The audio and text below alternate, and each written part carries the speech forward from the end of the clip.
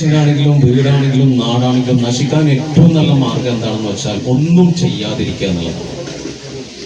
ഒരു വീട് ഒന്നും ചെയ്യാതെ അടച്ചിട്ട് കഴിഞ്ഞാൽ അത് കാലതാമസം അത് നശിക്കും.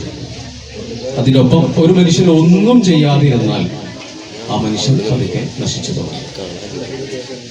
അപ്പൊ അത്തരത്തിലുള്ള ഒരു നാശത്തിൽ നിന്നും സ്വയം സംരക്ഷിക്കുകയും ചുറ്റുമുള്ളവരെ സംരക്ഷിക്കാനുള്ള ഒരു ബാധ്യത ഏറ്റെടുത്തുകൊണ്ട് ഒരു കർത്തവ്യം നിർവഹിക്കുകയാണ് ഇത്തരത്തിലുള്ള രചനകളിലൂടെ കവികളാണെങ്കിലും കഥാകാരന്മാരാണെങ്കിലും മറ്റേതൊരു കലാകാരന്മാരും നിർവഹിക്കുന്നത്. അതിന്റെ തുടർച്ചയായിട്ടാണ് ബക്കർക്കാട് യാത്ര എന്ന് പറയുന്ന ഈ ഒരു കൃതി നമ്മുടെ മുന്നിലെത്തുന്നത്. ഈ ഒരു കൃതിയുടെ ഒരു പ്രത്യേകത എന്ന് പറയുന്നത് ഇപ്പൊ മോമക്ക തന്നെ നമ്മളോട് പറഞ്ഞു കഴിഞ്ഞു. കാരണം ഇദ്ദേഹം ഇങ്ങനെ എഴുതൂ എന്നുള്ള കാര്യം സത്യം പറഞ്ഞാൽ എനിക്ക് പോലും അറിയില്ല എന്ന്.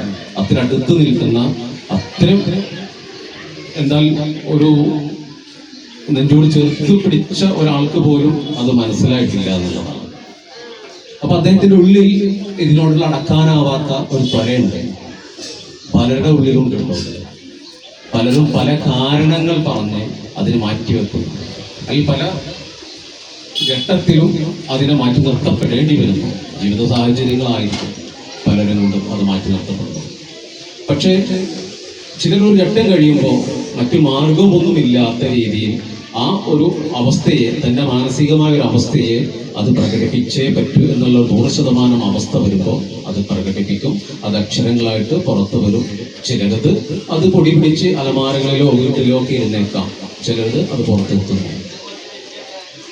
എഴുതുക എന്നുള്ളതാണ് ഒരു എഴുത്തുകാരന്റെ ധർമ്മം.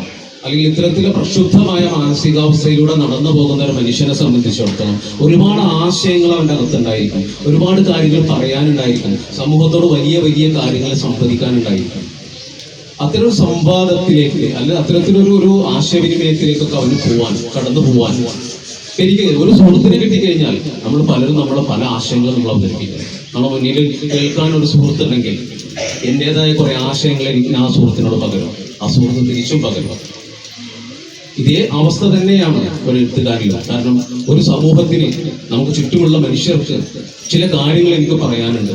ആ പറയാനുള്ള കാര്യങ്ങൾ അത് ഞാൻ എൻ്റെ ഉള്ളിൽ ഒതുക്കി വെച്ച് ഞാനെന്ന മനുഷ്യനോട് കൂടി ഇല്ലായ്മയാകാതിരിക്കാൻ, അത് നാളേക്ക് വേണ്ടി ഒന്ന് മാറ്റി വെക്കാൻ, വരുന്ന തലമുറക്ക് വേണ്ടി ഒന്ന് പകർന്നു നൽകാൻ ഒരു ചരിത്ര നിയോഗം പോലെ ഒരു ചരിത്ര രചന തന്നെയാണ് അവിടെ നിർവഹിക്കപ്പെടുന്നത്.